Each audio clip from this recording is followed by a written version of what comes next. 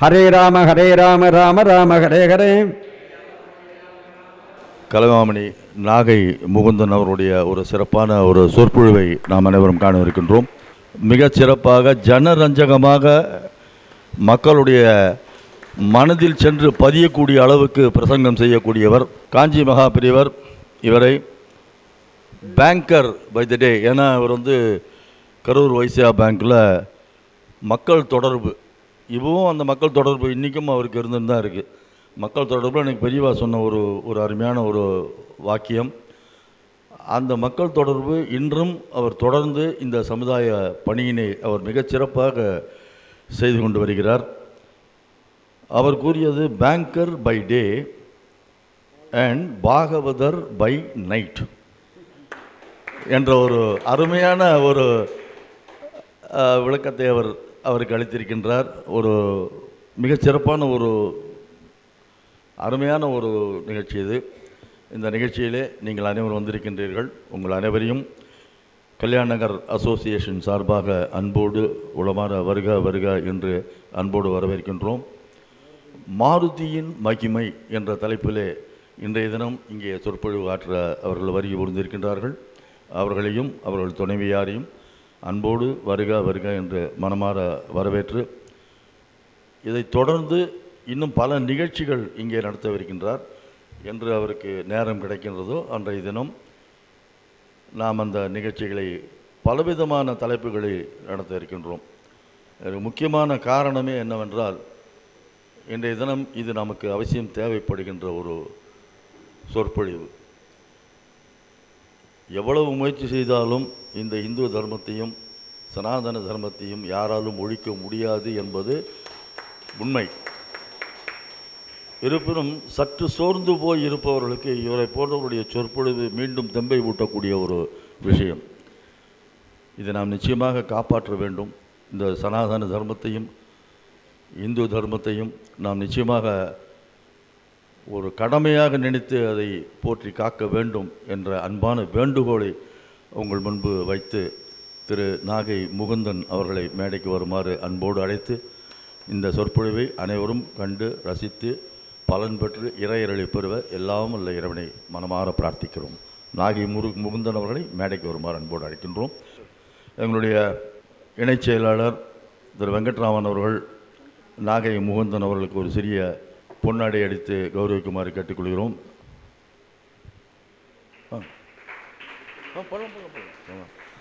கௌரவிப்பது யார் வேண்டுமானாலும் கௌரவிக்கலாம். இது நமக்கு பெருமை, அவருக்கு பெருமை அல்ல, நமக்கு அது பெருமை அவர்களை கௌரவிப்பது. எங்களுடைய கல்யாண நகர் அசோசியேஷனுடைய துணைத் தலைவர் திரு சங்கர் அவர்கள் மேடைக்கு வந்து வழங்குமாறு பணிவோடு கேட்டுக்கொள்கிறேன். எந்த தொகையை பற்றி அவர் பேசவே இல்லை. நான் வரேன் பண்ணுறேன் அவ்வளோதான். அது அவருடைய ஒரு அர்ப்பணிப்பு குணத்தை நமக்கு எடுத்து காட்டுகிறது. மக்கள் தொடர்பு இன்னும் விடலை பாருங்கள். கரூர் வைசியா பேங்க்கிலிருந்து ஸ்ரீதர் மக்கள் மன்றத்திற்கு முன்பாக சால்வை எடுத்து கௌரவிக்கின்றார்.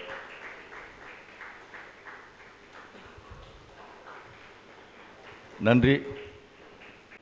ஓம் ஹரே ராம ராம ராம ஹரே ஹரே.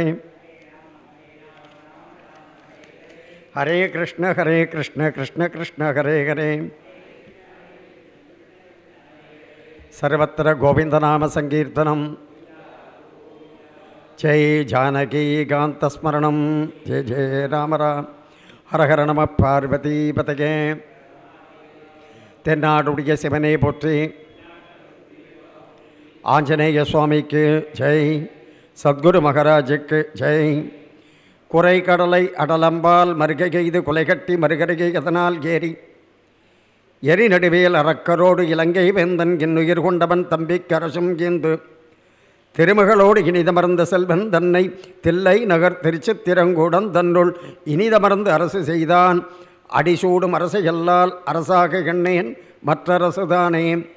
உலகம் யாவையும் தாமுளவாக்கலும் நிலைபெறுத்தலும் நீக்கலும் நீங்களாம் அழகிலா விளையாட்டுடையார் அவர் தலைவர் அன்னவர் கேசருணாங்களே. சாயாயாம் பாரி சாத்தஸ்ய ஹேமசிம்மாசனோபரி ஆசீனம் அம்புதஸ்யாமம் ஆயதாட்சமலங்கிருதம் சந்திராணனம் சதுர்பாகம் ஸ்ரீவத்சாங்கிதபட்சசம் ருக்மணி சத்யபாமாபியாம் சகிதம் நவநீத கிருஷ்ணவாசுரகே.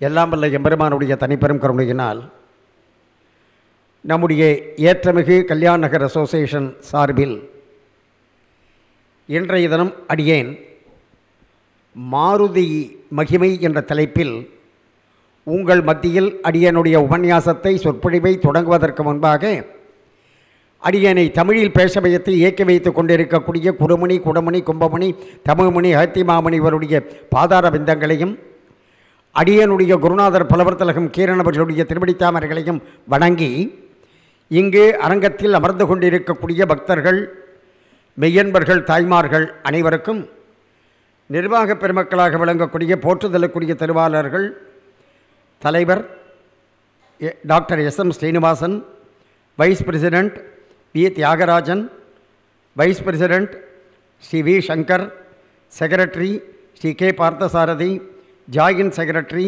ஸ்ரீ என். வெங்கட்ராமன், ட்ரெஷரர் திருமதி கோதாவரி குமார் அவர்கள் மற்றும் அடியனுடைய கழுதைய நண்பர் திரு ஸ்ரீதர் அவர்களுக்கும் அடியனுடைய நன்றியினையும் வணக்கத்தையும் தெரிவித்துக் கொண்டு இன்றைய தினம் ராமாயணத்திலிருந்து நாம் மாருதியினுடைய பெருமையை பற்றி சிந்திக்க இருக்கின்றோம். அப்படி ராமாயணம் என்று சொல்கின்ற நேரத்தில் ஆதி காவியமாக இருக்கக்கூடிய வால்மீகி பகவானுடைய ராமாயணத்தை அடிப்படையாக வைத்துக்கொண்டு தமிழில் நிலவி வந்த ராமாயண செய்திகளையும் வைத்துக்கொண்டு ராமாயணத்திற்கு தமிழில் ஒரு நல்ல வாழ்வை வடிவை கொடுத்தவன் கம்பன். அதாவது இப்போ சாதாரணமாக எவ்வளவோ ராமாயணங்கள் இருந்தாலும் அந்த ராமாயணம் முழுக்க படித்து பார்த்ததுக்கு அப்புறம்தான் அந்த ராமாயணத்தில் வரக்கூடிய பாத்திரங்களுடைய தெய்வீக பாத்திரங்களுடைய குண நலன்கள் நமக்கு தெரிய வரும். ஆனால் கம்பனுடைய காவியத்தில் தன் பாத்திரத்தால், அதாவது தன்னுடைய பாட்டு திறத்தால் அந்த பாத்திரங்களுக்கு அவன் ஒரு அடைமொழி கொடுக்கின்றான், சிறப்பு பெயர் கொடுக்கின்றான், பட்டம் கொடுக்கின்றான். அதை படித்து பார்த்த உடனேயே அந்த பாத்திரத்தினுடைய குண நலன்கள் நமக்கு தெரிய வந்துவிடும். புரியும்படியா சொல்கிறேன். என் பொண்ணு ஸ்கூலில் சேர்ந்த சமயம், நான் சொல்கிறது ஒரு 25 வருஷம் முன்னாடி, என் பொண்ணை பார்த்து கேட்டேன், என்னம்மா உன் மிஸ்ஸு பேர் என்னன்னு. இன்னும் வைக்கலப்பான்னுது. வைக்கலையா? என்னம்மா அது என்ன? அதாவது மிஸ்ஸுக்கு ஒரு பேர் இருக்கும், ஆனால் அவங்க எப்படி பாடம் நடத்துகிறாங்களோ அவங்க உருவ அமைப்பு எப்படி இருக்கோ அதை வச்சு பசங்க ஒரு பட்ட பேர் வைக்கும் இல்லையா? கொஞ்சம் போர் அடிக்கிற மாதிரி எடுத்தாங்கன்னு வச்சுக்கோங்க கிளாஸு, ரம்பம், பிளேடு, பசங்க வைக்கிற பேர்.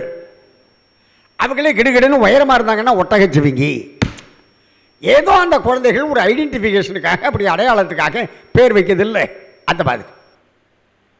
இப்போ கம்பனுடைய காவியத்தில் பார்த்தீங்கன்னு சொன்னாக்க, காவிய தலைவனாக இருக்கக்கூடிய ராமபிரானுக்கு கம்பன் கொடுக்கக்கூடிய அடைமொழி அறத்தின் நாயகன். அதாவது ராமோ விக்கிரகவான் தர்மகா என்பதற்கு ஏற்ற வகையில் தர்மத்தின் வடிவமாக விளங்கியவன் அறத்தின் நாயகன் ராமபிரான். தவம் செய்த தவமாம் தையல் சீதை. இப்போ தவம்னு சொன்னால் ஒரு மிகப்பெரிய ஒரு அரிய செயல் நடைபெற்றது என்று சொன்னால் அதற்கு தவம் என்று பெயர். இப்போ ஒரு மிகப்பெரிய மகானே நம்ம ஆத்துக்கு வந்துட்டார்னு வைங்க, நம்ம என்ன செய்வோம்? நான் என்ன தவம் பண்ணேனோ, நான் என்ன தவம் பண்ணேனோ, நான் என்ன தவம் பண்ணேனோ, அப்புறமா தான் தெரியும் இவன் ஒன்றும் பண்ணலேன்னு. என் முன்னோர்கள் என்ன பண்ணாங்களோ, என் முன்னோர்கள் என்ன பண்ணாங்களோ அப்படிம்பான் இல்லைங்களா? ஆனால் கண்ணபிரான் விதுரருடைய திருமாளிகைக்கு, விதுரருடைய குடிசைக்கு எழுந்தருளிய பொழுது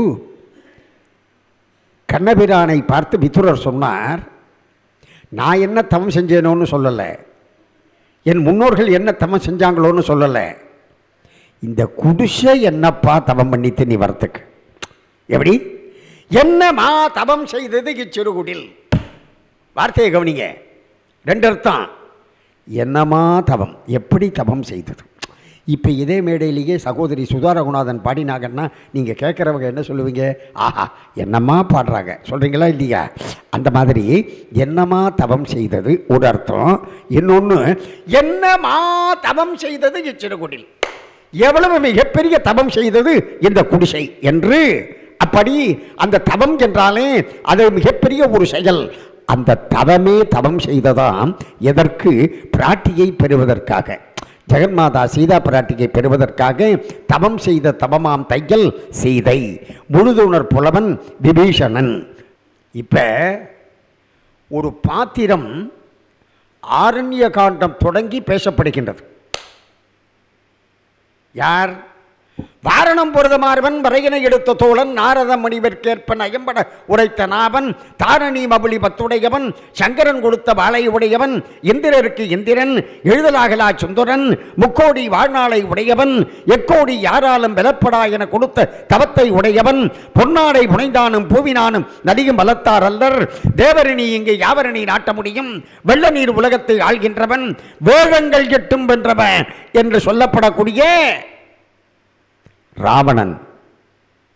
அந்த ராவணனுக்கு கம்பன் கொடுத்த அடைமொழி என்ன என்று சொன்னால், உயிர் கொடுத்து பழி கொண்டான். உயிர் கொடுத்து பழி கொண்டான். ஆனால் ஒரு பாத்திரம் குறைவாக பேசப்படுகின்றது. குறைவாக அல்ல, குறைந்த பகுதியை உடையது. யார்? கழுகரசன், பறவைகளுக்கு வேந்தன். ராவணன் ஜானகியை கவர்ந்து சென்ற பொழுது ராவணனோடு போராடி உயிர் நீத்த தசரதனுடைய நண்பன் பெருவுடையார் என்று சம்பிரதாயபரமாக அழைக்கப்பட்ட ஜடாயு. அந்த ஜடாயுவுக்கு கம்பன் கொடுத்த அடைமொழி என்ன என்று சொன்னால், தன் உயிர் புகழுக்கு விற்றார். வார்த்தையை கவனிக்கணும். ராவணனும் உயிர் கொடுத்தான், ஜடாயுவும் உயிர் கொடுத்தார். ஆனால் ஜடாயுவுக்கு கம்பன் கொடுத்த அடைமொழி உயிர் கொடுத்து, அதாவது தன் உயிர் புகழுக்கு விற்றான்.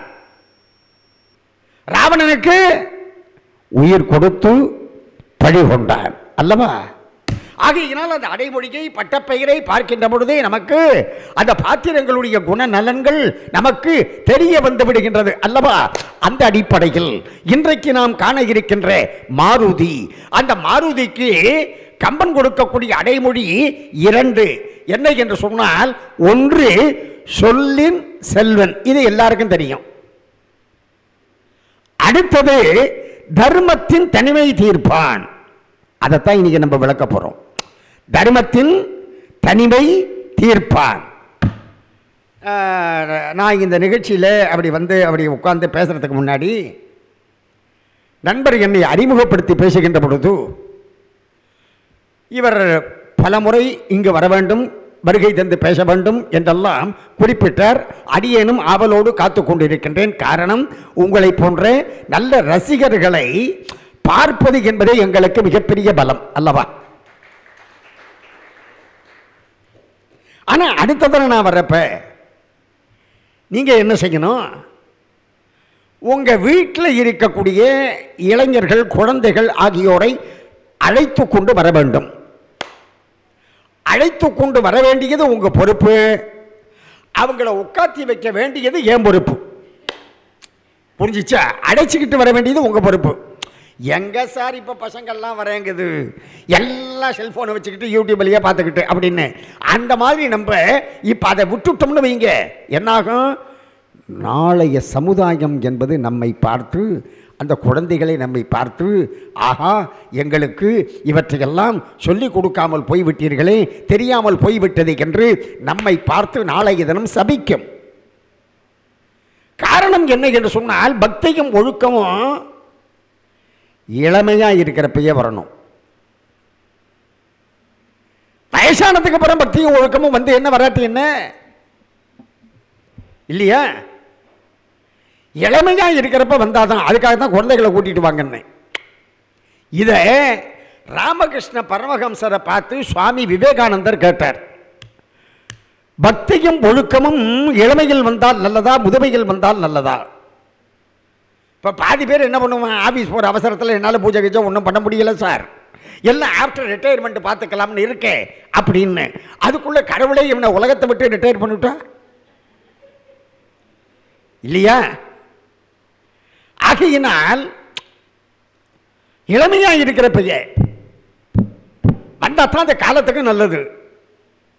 அப்ப ராமகிருஷ்ண பரமஹம்சர் விவேகானந்தரை பார்த்து சொன்னார், இளமைக்கு தெரிந்தால் முதுமைக்கு முடிந்தால் இந்த தேசத்திற்கு நல்லது. இளமைக்கு பல விஷயங்கள் தெரியல, முதுமைக்கு முடியல. நான் புரியும்படியா சொல்றேன். என்கிட்ட இது ஒரு கெட்ட பழக்கம். அடிக்கடி நான் புரியும்படியா சொல்றேன். இந்த மாதிரி நான் ஒரு தரம் ஆஸ்திரேலியாவில், ஏன்னா நான் ஃபாரின்லாம் போயிட்டு இருக்கேன், நீங்கள் தெரிஞ்சுக்கணும்ல.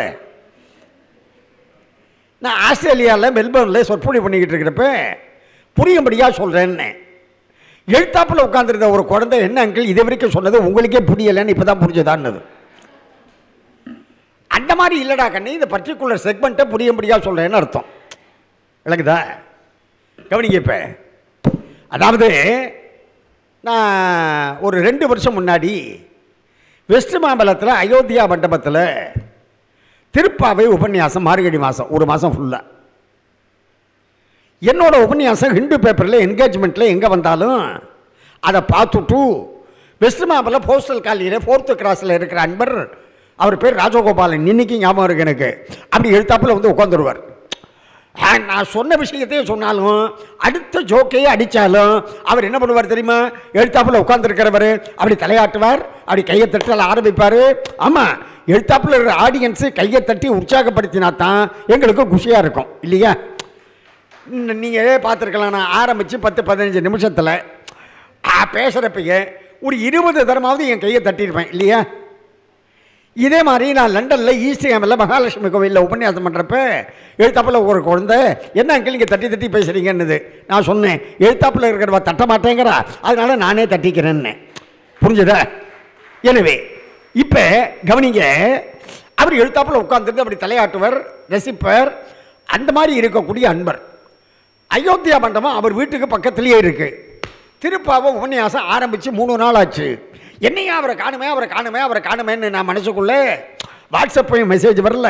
நம்ம விபரீதமாக தானே நினைப்போம், ஏன்னா ஹீ இஸ் மோர் தென் 80. அதனால் வாட்ஸ்அப்பும் மெசேஜ் எதுவும் வரல. அவரை காணுமேன்னு 3வது நாள் உபன்யாசம் முடிச்சுட்டு நான் காரில் திரும்பி வர்றப்ப ஆரிய கவுடா ரோட்டில் அவர் 22 வயசு பேரனை கையில் பிடிச்சிக்கிட்டு அப்படி நடந்து வந்துக்கிட்டே இருந்தார். தலையில் மஃப்ளர்லாம் கட்டிக்கிட்டு, மார்கழி மாதம் இல்லை. நான் மெதுவாக அவர் கிட்ட போய், சுவாமி திருப்பாவை, அவர்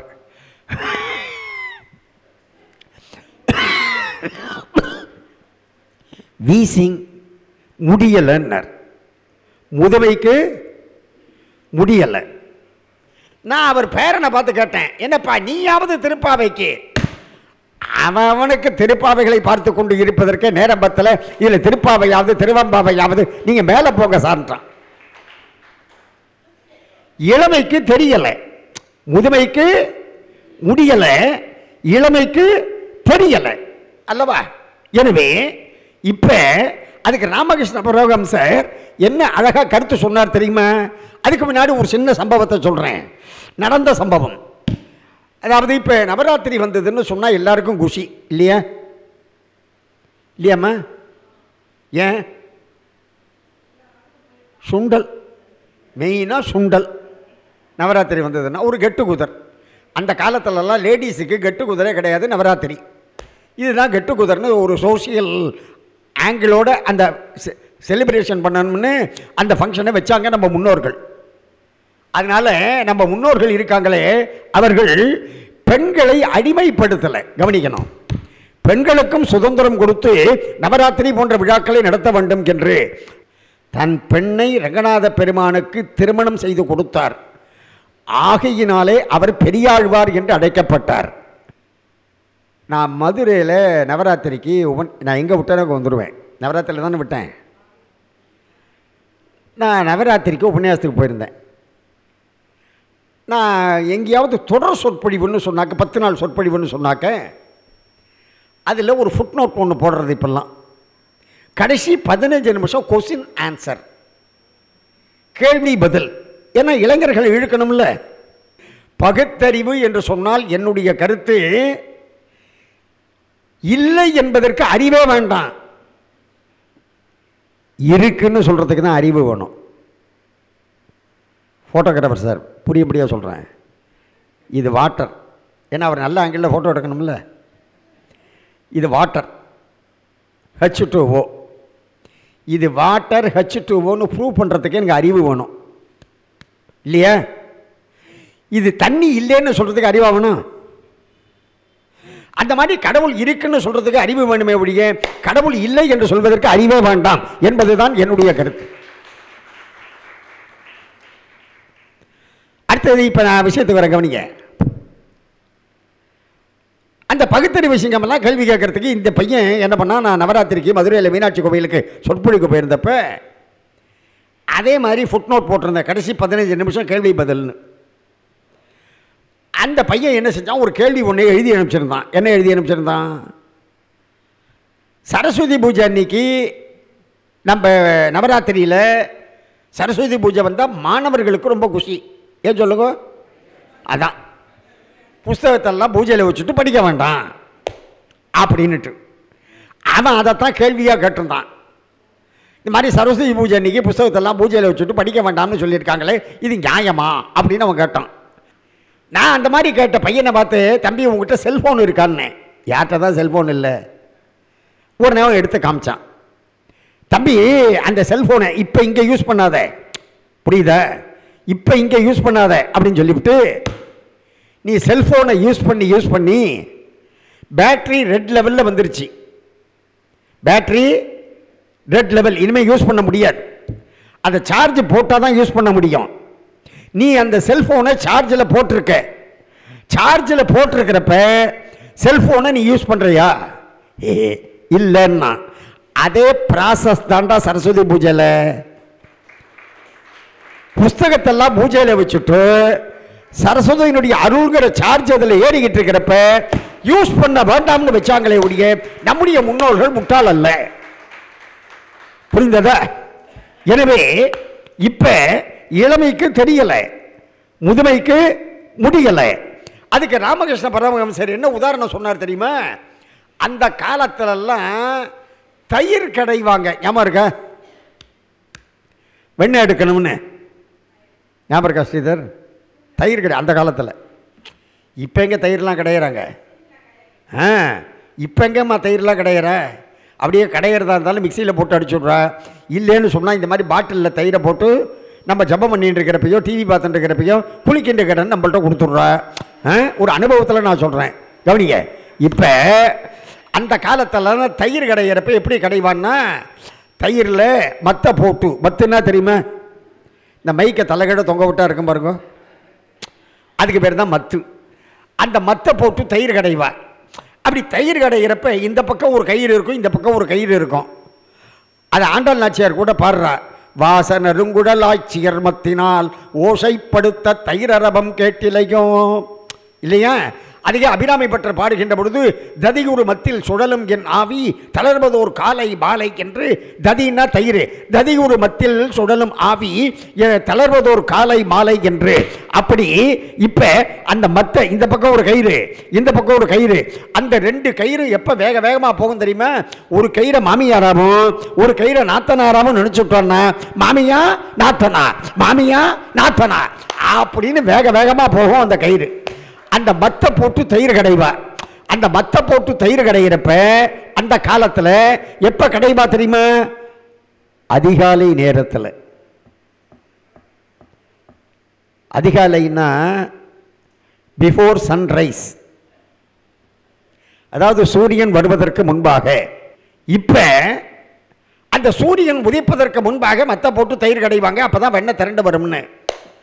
அதை போல் மனதில் மற்ற எண்ணங்கள் வருவதற்கு முன்பாக இளமையிலேயே பக்தியும் ஒழுக்கமும் வந்துவிட வேண்டும் என்று ராமகிருஷ்ண பரமஹம்சன் சுவாமி விவேகானந்தரை பார்த்து சொல்லி, அப்படி இளமைக்கு தெரிந்தால் முதுமைக்கு முடிந்தால் இந்த தேசத்திற்கு நல்லது என்று குறிப்பிட்டார். கவனிக்க நண்பர்களே, இப்ப அந்த நாள் தான் நான் உங்கள்கிட்ட வேண்டுகோள் வைத்தேன்.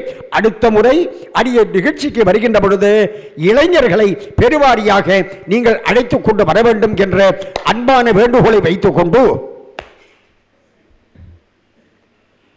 ராமாயணத்தில் கம்பன் சொல்லக்கூடிய அற்புதமான அந்த பட்டப்பெயர்களை பற்றி நான் சொன்னேன். அனுமனுக்கு கம்பன் கொடுத்த பட்டம் என்ன? 2. 1 சொல்லின் செல்வன், மற்றொன்று தர்மத்தின் தனிமை தீர்ப்பான். நுட்பமாக கவனிங்க.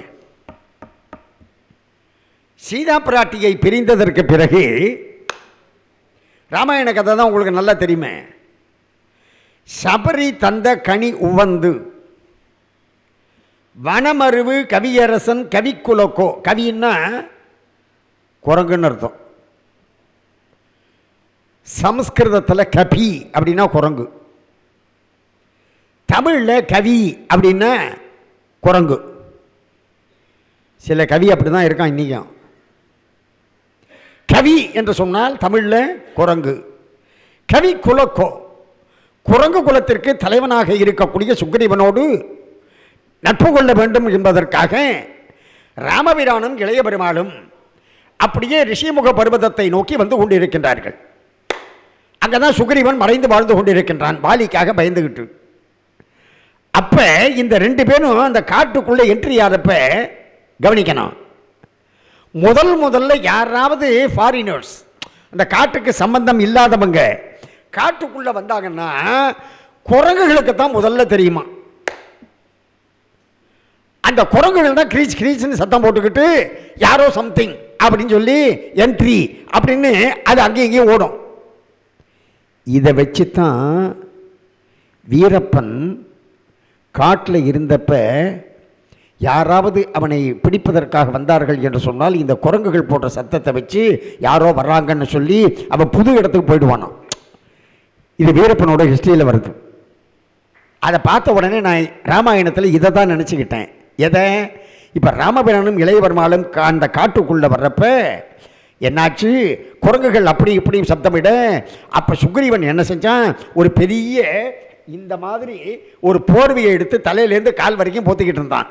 போத்திக்கிட்டு இருந்தவன் வாலி வாலி வாலி வாலி வாலி வாலி வாலி வாலி வாலி வாலி ஏதாவது ஒரு சத்தம் கேட்டால் போகிறோம், ஏதாவது ஒரு இலை செஞ்சா போகிறோம், இலை செஞ்சா போகிறோம். மரத்தில் இலை அசைஞ்சா கூட சுக்ரீவனுக்கு இலையே அசையக்கூடாது. சுக்ரீவன் யார் தெரியுமா? சன் ஆஃப் தி சன், சூரியனோட பையன். சூரியனுக்கு இலை அசையலாமா? நீங்கள் கேட்டுக்கொண்டிருப்பது ராமாயணம். கவனிங்க. அப்படி கொஞ்சம் எல்லாம் அசைஞ்சா போறோம். யாரோ வாலியினாலே அனுப்பப்பட்டு அப்படின்னு இவன் நினைச்சுக்கிட்டு வாலி வாலி வாலி வாலி வாலி அப்படின்னு வாய் வலிக்க கத்திக்கிட்டு இருப்பான். அந்த சந்தர்ப்பத்தில் இந்த மாதிரி யாரோ 2 பேர் வர்றாங்களேன்னு பக்கத்தில் இருக்கக்கூடிய தன்னுடைய அனுமனை பார்த்து, தன்னுடைய அமைச்சனாக இருக்கக்கூடிய அனுமனை பார்த்து, கவனிக்க நுட்பமான இடம், யாரோ 2 பேர் வராங்க, நீ போய் பார்த்துட்டு வான்னா.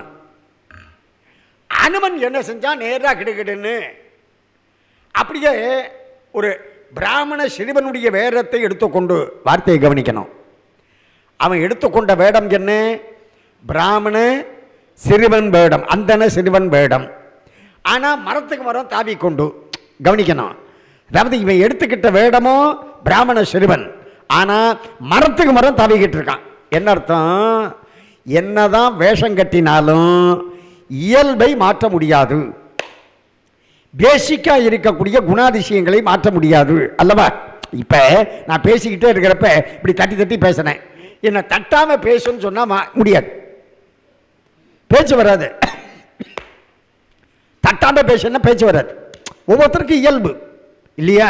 அந்த மாதிரி இப்போ அனுமன் என்ன செஞ்சான், பிராமண சிறுவன் வடிவத்தை எடுத்துக்கொண்டு அப்படியே மரத்துக்கு மரம் தாவி கொண்டு ஒரு பாறைக்கு மேலே ஏறி நின்று யார் இவர்கள் அப்படி கையை வச்சு பார்த்தான். யார் இவர்கள் என்று பார்த்தான். பார்த்த உடனேயே ஆஹா, இவர்களை பார்த்த உடனே எனக்கு எலும்பு உருகுகின்றது, எனக்கு எலும்பு உருகுகின்றது, மயிர் புறங்கள் பொடிக்கின்றன, கண்களில் ஆனந்த கண்ணீர் ஏற்படுகின்றது. இதை பார்த்த உடனே புரிஞ்சுக்கிட்டான், இவர்கள் இருவரும் தாசரதி, தசரத குமாரர்கள். அதாவது சூரியன் இந்த அனுமனுக்கு பாடம் சொல்லி கொடுத்த ஆசிரியர். உங்களுக்கெல்லாம் தெரியும், நவ வியாக்கிரத பண்டிதன் என்று அனுமனுக்கு ஒரு பெயர் உண்டு. நவ வியாக்கிரதம் என்று சொன்னால் 9 வகையான இலக்கணங்கள். அந்த 9 வகையான இலக்கணங்களையும் யார்கிட்ட படித்தான்? சூரியன்ட்ட படித்தான். சூரியன்ட்ட படித்தான்னு சொன்னாக்க, சூரியன் உண்மையிலேயே நான் சொல்கிறது விண்ணில் உள்ள சூரியன், புரியுதா? நான் சொல்கிறது விண்ணில் உள்ள சூரியன். அந்த விண்ணில் உள்ள சூரியன் ஓய்வே இல்லாமல் உழைத்து கொண்டே இருக்கக்கூடியவன். சில பேர் அப்படி தங்களை தாங்களே சொல்லிப்பாங்க, அது வேறு விஷயம். நான் சொல்கிறது விண்ணில் உள்ள சூரியனை. அந்த விண்ணில் உள்ள சூரியன் ஓய்வே இல்லாமல், ஆமாம், இங்கே 12 மணி நேரம் இந்தியாவில், அந்த 12 மணி நேரம் பார்த்தீங்கன்னு சொன்னாக்க இரவு வந்த உடனே அந்த சூரியன் எங்கே போகிறான்? அமெரிக்காவுக்கு, லண்டனுக்கு, அந்த பக்கம் இல்லைங்களா? அதனால எனவே அந்த சூரியன்ட்ட இவன் பாடம் கேட்டான். யாரு? அனுமன். அந்த சூரிய பகவான் சொன்னான், நீ எந்த இருவரை பார்க்கின்ற பொழுது உனக்கு கண்களிலே ஆனந்த கண்ணீர் ஏற்பட்டு அப்படியே உடம்பில் அப்படியே மெய் சிலிர்த்து ரோமாஞ்சலி ஏற்பட்டு உனக்கு நிற்க முடியாத வெலவெலன்னு ஒரு சூழ்நிலை வந்து அப்படி இருக்கக்கூடிய எலும்பு உருகக்கூடிய தன்மை இருக்கின்றது என்று சொன்னால் அவர்கள் இருவரும் தாசரதி, அதாவது தசரத குமாரர்கள் என்பதை நீ புரிந்து கொள்ள வேண்டும் என்று சூரியன் அனுமனுக்கு சொன்னது இப்பொழுது அனுமனுக்கு ஞாபகம் வந்தது. பார்த்த உடனே கண்கள் ஆனந்த கண்ணீர். நமக்கு ரொம்ப பிரியமானவங்களை பார்க்குறப்ப கண்ணில் ஒரு ஆனந்த கண்ணீர் வரும் இல்லை? இப்படி சொல்கிறேனே, ஏதாவது ஒரு சுவாமியை போய் நம்ம தரிசனம் பண்ணுறப்ப அவங்கவுங்க இஷ்ட தெய்வம், அந்த சன்னிதானத்தில் போய் நிற்கிறப்ப நம்மளுக்கு என்ன ஆகும்? கண்களிலே நம்மை அறியாமலே ஒரு ஆனந்த கண்ணீர் ஏற்படும். அப்படியே உடம்புல ஒரு ஸ்டிஃப்னஸ் வரும். ரோமாஞ்சலி என்பது அதுதான், ரோமாஞ்சலி ஏற்படும். அப்படி மயிர்புறம் பிடிக்கும், வெலவெலன்னு நிற்க முடியாத சூழ்நிலை வரும். அப்படிப்பட்ட தன்மைகள் இப்பொழுது அனுமன் இருக்கின்ற பொழுது அவர்கள் இருவரும் அருகிலே நெருங்கிவிட என்னாயிற்று? அனுமன் அப்படியே தகார் என்று அந்த ராமபிரானுடைய கால்களிலே விழுந்தான், எழுந்தான். ராமபிரான் இப்பொழுது இவனை யார் என்பதை போல் பார்த்தார். ஆனால் வாயை திறந்து கேட்கல. நுட்பமாக கவனிங்க, ராமபிரான் இவனை யார் என்பதை போல் பார்த்தார், வாயை திறந்து கேட்கல. அப்பொழுது அனுமன் என்ன செய்தான்? ராமனை பார்த்து, யான் காற்றின் வேந்தனுக்கு அஞ்சனை வயிற்றில் வந்தேன், நாமமும் அனுமன் என்பேன். கவனிக்க வார்த்தைய. எங்க அப்பா யாரு, எங்க அம்மா யாரு, என் பேர் என்ன, அம்பிட்டு தானே அறிமுகம். அதை தானுங்க நம்ம அபிவாதிகை என்று, அபிவாதனம் என்று நம்மை அறிமுகப்படுத்திக்கிறோம் வரவங்கள்ட்ட. நான் இன்ன கோத்திரம், இன்ன சூத்திரம், இன்ன பெயர், என்ன அந்த காலத்தில் சைக்கலாஜிக்கலாக வச்சிருக்காங்க பார்த்தீங்களா நம்ம முன்னோர்கள். இப்போ அனுமன் அறிமுகப்படுத்திக்கிறான். யான் காற்றின் வேந்தனுக்கு, யாருக்கு? வாயு பகவான். அஞ்சனையின் வயிற்றில் வந்தேன். எங்க அம்மா யாரு? அஞ்சனாதேவி. நாமமும் அனுமன் என்பேன். என்னுடைய பெயர் அனுமான். இந்த அனுமான் என்று சொன்னால் 2 அர்த்தம். ஒன்று, இப்போ நடப்பதை வைத்து வருங்காலத்தில் என்ன நடக்கப் போகின்றது என்று அனுமானித்துக் கொள்ளக்கூடியவன் அனுமான். இன்னொரு அர்த்தம், தாடை நீண்டிருக்கக்கூடியவன் ஹனுமான். இப்ப அனுமனுக்கு ஆஞ்சநேயன் ஒரு பேர். என்னம்மா? ஆஞ்சநேயன். அந்த பேர் ஏன் வந்தது? சும்மா சொல்லுங்க. அஞ்சனையன் மைந்தன். அதானே அதானே அதை சொல்கிறதுக்கு நான் ஏன் இங்கே உட்காரணும்?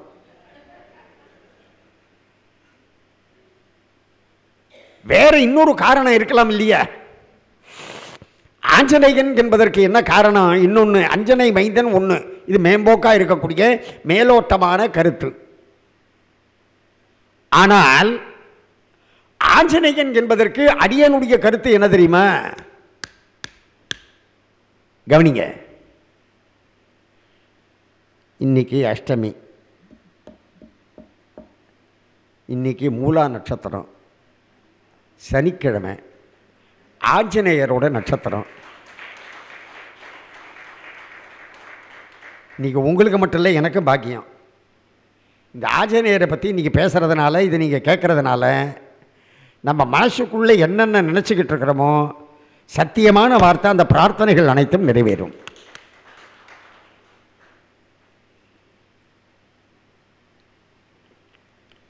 ஏன்னா அந்த ஆஞ்சநேயருக்கு நிறைவேற்றக்கூடிய ஆற்றல் உண்டு.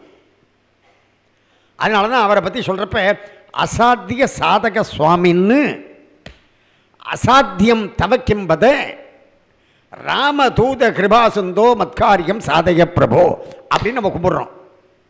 அசாத்திய சாதகம், அதாவது செய்ய முடியாத காரியத்தையும் செய்து முடிக்கக்கூடிய மிகப்பெரிய வல்லமை பெற்றவர் ஆஞ்சநேய பெருமான் என்ற கருத்தின் அடிப்படையில். இப்போ நான் விஷயத்துக்கு வரேன். இன்றைக்கி அஷ்டமி, நாளைக்கு நவமி, திங்கட்கிழமை தசமி, செவ்வாய்க்கிழமை ஏகாதசி. ஏகாதசி அன்னைக்கு கொஞ்சம் வயசான கேஸெல்லாம் என்ன பண்ணும்? ஏகாதசி நம்ம விரதம் இருக்கணும். ஆனால் இப்போ எங்கே விரதமெல்லாம் இருக்க முடியுறது? இருக்கட்டும், அது வேறு, அதை தனியாக டீல் பண்ணுவோம். ஏன்னா நான் இதை விட்டுட்டு அங்கே போயிடுவேன். அப்புறம் ஏகாதசி அன்னைக்கு சில மாமியெல்லாம் என்ன பண்ணுவா, அப்படி மயிலாப்பூர் பக்கம் போய் கேசவ பெருமாள், கபாலி எல்லாம் கும்பிட்டுட்டு அந்த மாட வீதியில் அப்படியே வருவா வயசான கேஸ். எதுக்கு? அங்கே அகத்திக்கீரை இருக்கான்னு பார்ப்பா. ஏகாதசி அன்னைக்கு வாங்குவா அகத்திக்கீரை. அகத்திக்கீரைன்னா என்ன அர்த்தம்? ஏகாதசி அன்னைக்கு பட்னி கிடந்து உள்ள அசிடிட்டி ஃபார்ம் ஆகிருக்கும் இல்லையா? அகம் தீ. மறுநாளைக்கு காலையில் அதை நம்ம சமைச்சு சாப்பிட்றதுனால அந்த அசிடிட்டி நல்லிஃபை ஆகும். அதனால அகத்திக்கீரை சாப்பிட்ணும்னு வச்சாங்க நம்ம பெரியவங்க. நம்ம சனாதன தர்மம் என்பது வாழ்வியல் முறை. சனாதன தர்மம் என்பது வாழ்வியல் முறை. அந்த அகத்திக்கீரையை இந்த பாட்டி என்ன பண்ணும், வாங்கிட்டு வந்து தான் ஆற்றுல இருக்கிற மருமகள்கிட்ட கொடுத்து இது ஆஞ்சி வையின்னு சொல்லும். ஆஞ்சி வையினா என்ன அர்த்தம்? நல்ல கீரை தனியாக, பூச்சி அடித்த கீரை தனியாக, துருவி ஆராய்ந்து பார்த்து எடுத்து வையின்னு அர்த்தம் இல்லையா? ஆஞ்சி வையின்னு சொன்னான். அதை இந்த பாட்டி அந்த மாதிரி சொல்லாமல் மருமகளை பார்த்து, மருமகளே மருமகளே, இந்த அகத்திக்கீரையை நீ துருவி ஆராய்ந்து பார்த்து எடுத்து வைப்பாயாக அப்படின்னு அவள் சொன்னான்னு வச்சுக்கோங்க.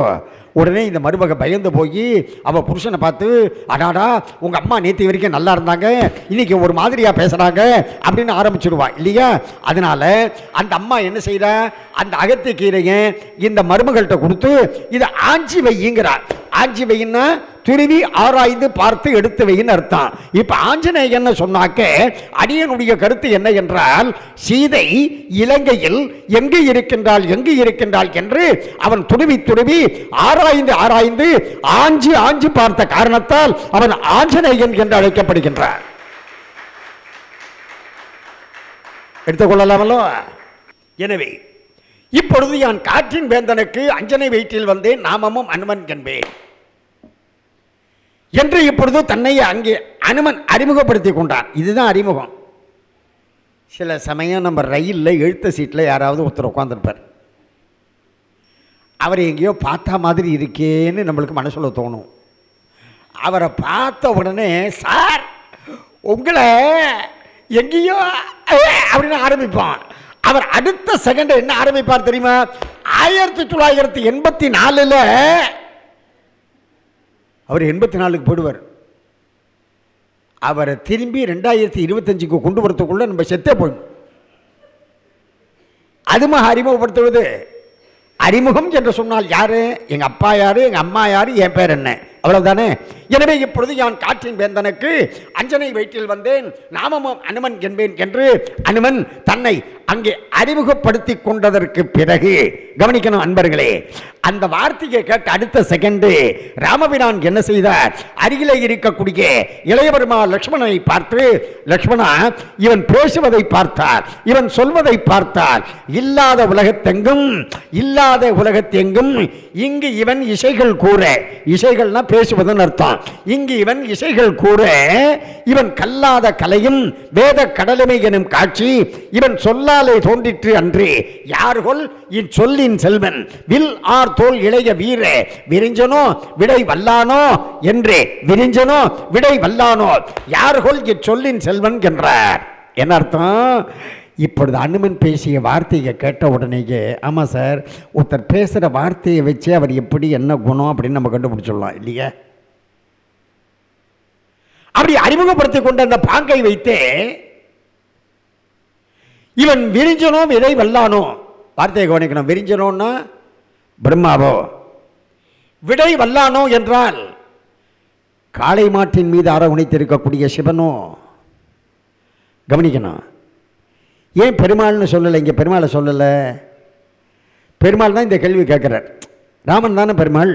ஆகையினால் பெருமாள் தான் இந்த கேள்வியை கேட்கிறார். ஆகையினார் இவன் விரிஞ்சனோ விடை வல்லானோ யார்கொல் சொல்லின் செல்வன் வில்லார் தோல் விளைய வீர என்று அப்படியே சொல்லின் செல்வன் என்று அந்த அனுமனை பாராட்டினார். சொல்லின் செல்வன்னா என்ன அர்த்தம்? யாரா உத்தர் சொல்லுங்க.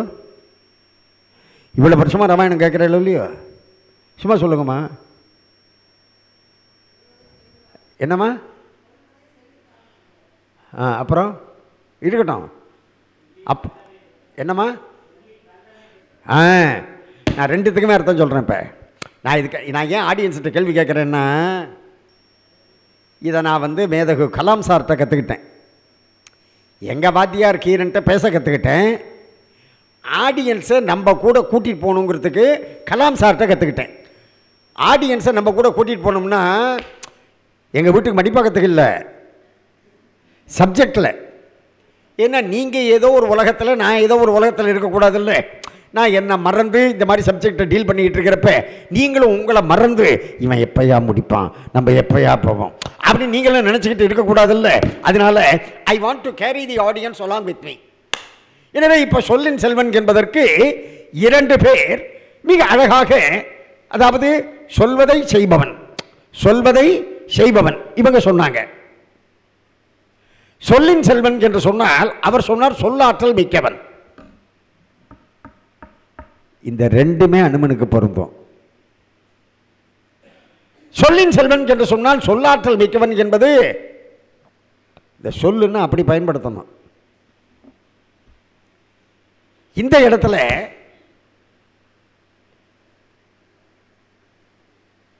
அந்த மாதிரி அர்த்தமில்லாத வார்த்தைகள் வந்துகிட்டே இருந்தா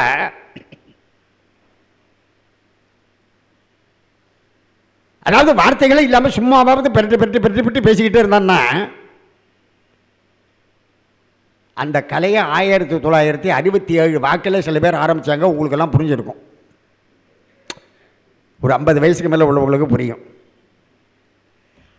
அந்த மாதிரி பேசக்கூடியவர்களுக்கு பெர்னாட் ஷா சொல்கிறார், கான்ஸ்டிபேஷன் ஆஃப் தாட். இது அர்த்தமே சொல்ல வேண்டாம். Constipation of thought. அப்படி அர்த்தமே இல்லாமல் வார்த்தை அப்படி கொட்டிக்கிட்டே இருக்கான்னு வைங்க, அவர்களேன்னுட்டு. அது சொல்கிறதுக்கே எனக்கு கஷ்டமாக இருக்குது. இருந்தாலும் அவர் பெர்னாட் ஷா சொன்னதை சொல்கிறேன், டிசென்ட்ரி ஆஃப் வேர்ட்ஸ். இந்த மாதிரியும் சில பேர் இருந்திருக்கின்றார்கள் தமிழ்நாட்டில், இன்றைக்கும் இருக்காங்க. ஆனால் அனுமன் சொல்லின் செல்வன் என்றால் சொல்லாற்றல் மிக்கவன். ஒன்று சொல் அப்படி இருக்கணுமா, சொல்லாற்றல் மிக்கவன் ஒன்று. இரண்டாவது, நான் சிவகாசியில் சொற்பொழிவு முடிச்சுட்டு மதுரையில் உபன்யாசத்துக்காக வந்து இறங்கினேன். நான் மதுரையில் வந்தாக்க எப்போதுமே ஒரு ஹோட்டலில் ஒரு லாட்ஜில் அவங்க ரூம் போடுவாங்க, தங்குவேன். நான் அங்கே கீழே இறங்கி ரூமில் கொண்டு போய் லக்கேஜ் எல்லாம் வச்சுட்டு சாப்பிட்றதுக்காக டைனிங் ஹால் வரத்துக்கு முன்னாடி அங்கே ஒரு பெட்டி கடை. அந்த பெட்டி கடையில் நியூஸ் பேப்பர்லாம் விற்பான், புஸ்தகமெல்லாம் விற்பான். என்னை பார்த்த உடனே அவன் என்ன செஞ்சான், சக்தி விகடன், குமுதம் பக்தி, ஜூனியர் விகடன் இதெல்லாம் நான் வாங்குவேன். அதெல்லாத்தையும் எடுத்து வச்சான். வச்சதுக்கு அப்புறமா நான் கையில் ஃப்ரெஷ்ஷாக ஒரு 100 ரூபா ஒரு செக்ஷன் நோட்டு வச்சுருந்தேன். அதுலேருந்து ஒரு 100 ரூபா நோட்டை உருவினேன். அந்த கடைக்காரர் என்னை பார்த்து கேட்டார், சாமி இப்போ நீங்கள் எங்கேருந்து வரீங்கன்னார். நான் சிவகாசியிலேருந்து சொற்பொழிவு முடிச்சுட்டு வரேன், இங்கே கொடுத்த சம்பாவனை சன்மானம் அப்படின்னு. அப்போ அதை நீங்களே வச்சுக்கோங்க அப்படின்னு சொல்கிறாரு. அதை நீங்களே வச்சுக்கோங்க, இந்த ஊரில் சொற்பொழிவு முடிச்சுட்டு போகிறப்ப இவங்க செட்டில் பண்ணுவாங்கள்ல, அப்போ எனக்கு செட்டில் பண்ணுங்கன்னுட்டார். இப்போ 100 ரூபா ஒரு செக்ஷன் 10,000 ரூபா என்கிட்ட கையில் இருக்குது இல்லையா சார்? 10,000 ரூபா என் கையில் இருக்குது. என் கையில் 10,000 ரூபா செல்வம் இருக்குது. ஆனால் அந்த 100 ரூபாயை அந்த கடைக்காரர் என்ன நினச்சிக்கிட்டாரு, சிவகாசியில் கேலண்டர் டைரி மட்டும் அடிக்கலை, இந்த மாதிரியும் அடிக்கிறாங்க போல இருக்கு, அதனால எனக்கு அந்த பணம் வேண்டான்னுட்டார். அப்ப செல்வம் என்கிட்ட இருந்தாலும் அந்த செல்வத்திற்கு இப்ப வேல்யூ இல்லை. புரியுதா? செல்வத்திற்கு அப்ப வேல்யூ இல்லை. சொல்லின் செல்வன்னா என்ன அர்த்தம்? யாருடைய சொல்லுக்கு வேல்யூ இருக்கோ, யாருடைய சொல்லுக்கு வேல்யூ இருக்கோ அவங்க தான் சொல்லின் செல்வர்கள். புரிந்ததா? இப்ப சொல்லின் செல்வன்னா இப்ப இளைஞர்கள் ஏதோ 1-2 பேர் அங்க கண்ணில் படுறாங்க, அவங்களுக்காக சொல்றேன். மகாத்மா காந்தியடிகள் சுதந்திர போராட்டத்திற்காக அறைகூவல் விடுத்து பெருவாரியாக அங்கிருந்து தண்டி யாத்திரை என்று அப்படி நடந்து வந்து உப்பு சத்தியாகிரகத்தில் கடல் நீரை காய்ச்சக்கூடிய அந்த வேள்வியில் அந்த போராட்டத்தில் இறங்கிய பொழுது கவனிக்கணும், மகாத்மா காந்தியடிகளுடைய அழைப்பை ஏற்று அப்படியே கடல் நீரை காய்ச்சுவதற்காக கடலிலே இறங்குகின்றார்கள். அப்ப பிரிட்டிஷ் போலீஸ் என்ன செய்யறான், அங்கிருந்து நேரா ஓடி வந்து அவர்களை அடிச்சு தம்சம் பண்ணி அப்படி தூக்கி தள்ளுறான். ஒருத்தர் அடி வாங்குறார்.